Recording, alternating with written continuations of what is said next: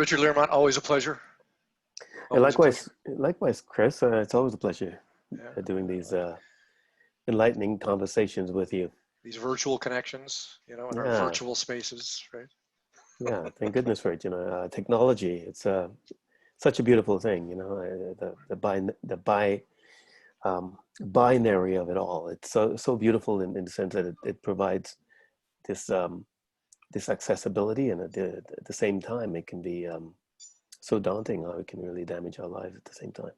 Yeah. And here we are disconnected, but we're actually face to face, eye to eye from opposite side of the country. You're in New York, I'm in California. Hmm. And what's interesting is I like what we're here to do is kind of make distinctions. It's like you and me and you, and we actually kind of, you know, channel some interesting perspectives in these very brief vignettes. So let's get into it. You ready? I'm ready.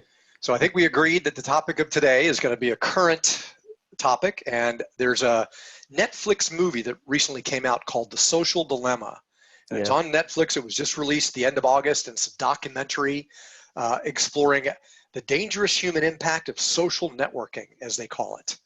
And it gets into that, and just came out. I actually saw it recently. You saw it recently, and I want to Hmm. unpack it because there's a lot of messages that are coming from it. So let's start off with your impression. Very informative. Yeah, seeing all of these ex-employees and creators of delusion that were working for these mega corporations that's putting out this. The key thing is that like I was saying earlier, that technology has gone to such an extent where it's extremely beneficial for us. It's great. It's really great to have this accessibility. We can connect. Here you are on the other side of America, and I'm on one side and you're on the other side, and it gives us this flexibility, this ability to communicate at any time, basically, and do this kind of work, and then we can send it out through to the entire world and share this with people. I mean, this is amazing. Never before were we able to do such a thing. But at the same time, these little phones and these electronic devices, they get us so hooked and glued because what the possibilities that it has for us in bringing such incredibleness, it also has the other side. It's kind of like that's the metaphor of life. We have, it's a binary. There's always the light and the dark. There's always this and that, the yin and the yang. And so the good side of it were those things I was just sharing, and the other side of it, it's kind of like what the movie is explaining to us. How it can be, how we're all being manipulated, and how these technology and these devices can be used to manipulate and control people. So yeah. Yeah. And it's interesting because I'm sitting here and I've got my phone with me right here, and boom, it's a great tool. I check email, I make phone calls on it, I can check the weather, and I can get immersed in Facebook, Twitter, TikTok, YouTube. I mean, I can get captivated and drawn away by this. Hmm. Not to mention, as I look at my screen, it's right here in front of me all the time. So it's what a great revolutionary tool, this social Hmm. media thing, to be able to keep people connected. And then as the movie talks about, it's a dilemma, right? There's controversy around it. And in essence, the moral of the story, and I recommend that everybody watch it just so they can make a distinction about it, so you can find out what everybody's talking about, is Hmm. that it's dividing us even further than we're already divided. And there's actually, it's almost a conspiracy theory because there's a thought process that there are actually algorithms that are out there that are running us. They're actually manipulating us and having us do things that they want us to do for the benefit of these Hmm. platforms.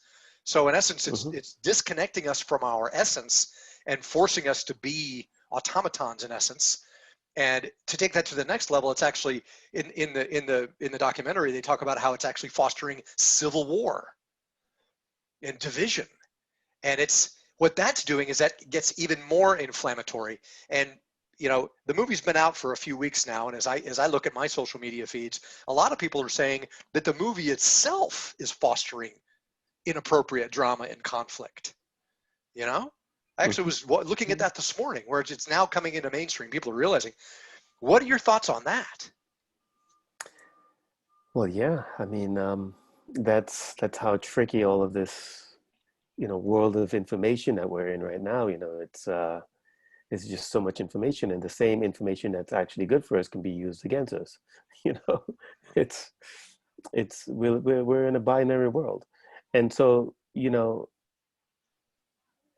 really goes back to the importance of this work that we're doing, and in particular this work that I've been studying for quite a number of years now, related to that's called the human design system.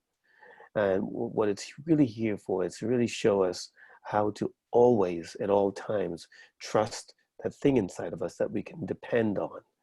And we all have that. It's built into the design of these bodies, these vehicles that we're traveling in. It's built into it, and it lets us know how we can trust that thing, and not really trust the mind so much as to what we are constantly taking in from the world around us. So much information. I mean, yes, we're here to take this information in and process it, but it's very difficult today with so much information, and the way these information is being used to manipulate and to coerce people into doing what the agenda that they want to do, because of these minds that we have that are so adaptable. They're so malleable. It's really important that an individual really know how to trust the thing inside of them that is really solid and concrete, that they can make decisions correctly. It's all based on how we make decisions, and by taking in information and just jumping at it because your mind says, oh, that sounds good, let me go for it.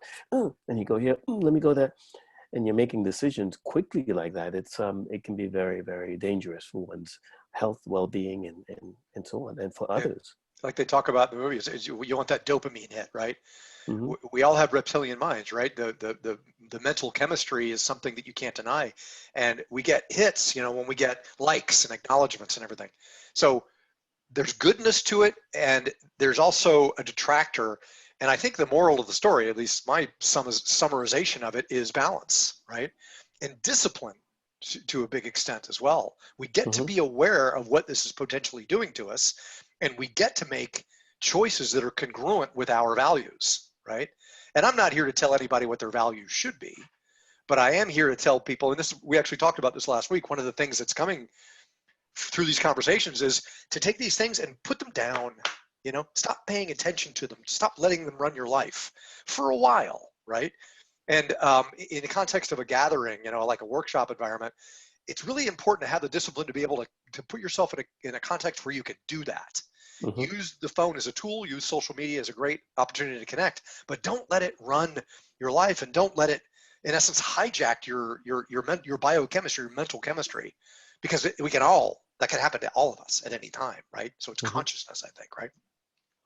So yeah, I mean, you're absolutely right. You're so right on about that. At the same time, though, it's so easy just to say that, but most people hearing that, there's all kinds of reasons and excuses. Well, I've got to work, I've got to do this, I got to do that, I need to be in touch with this one, my friends are doing that. There's always a reason that the same mind that's saying, you shouldn't do this, it's the same thing that's telling you to do it, because you have all of these reasons. So it's like a catch-22, it's chasing your tail constantly. So there needs to be some sort of a practice, some sort of a deconditioning tool, a way to train people and show them how to train that mind in terms of not being the mind is not the ruler of our lives, even though we've been told that, for eons, that the mind is the king and it rules the world. But it's not. It's really here as the passenger, here to really take the information, and things just got a little bit warped along the way for us. And it requires a re-education, a retraining of how we can do this, how we can build new communities and teach the young ones, how to really stay in that place of really trusting that power within themselves to be able to make decisions correctly, to face the other correctly, to face the right work, the right relationships, the right kind of, way of how to take care of themselves, how to navigate their lives. This is key today. And even for voting, how to trust your own true guidance, and, in the midst of all of the information that you're hearing out there that can be so confusing. How do you really know how to trust yourself? So this is what what we want to offer. This is what my mission in this life is really training people how to do this. Yeah. Cool. All right. You know what we're going to do next time? We're going to talk about that. Now we're talking about the concept, the need, and when we gather our next time, Richard, we're going to talk about how to do that. You're going to be ready for that? Oh yeah. Let's do it. All right. Until next time. Okay.